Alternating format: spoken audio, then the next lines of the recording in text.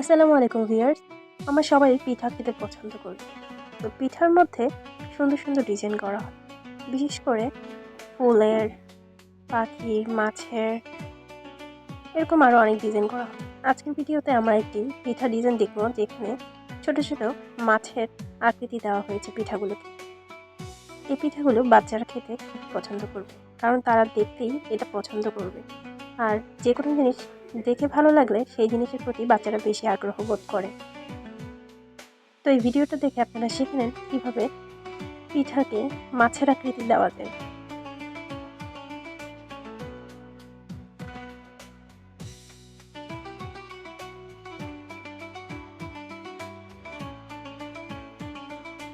কি সুন্দর করে মাছের আকৃতি হয়ে গেল পিঠাগুলো।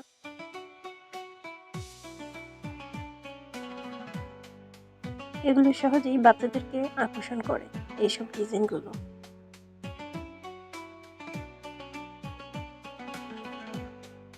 মাঝখানে একটি ফুলের ডিজাইন করে বসিয়ে দেওয়া হলো, দেখতে আরো সুন্দর লাগছে।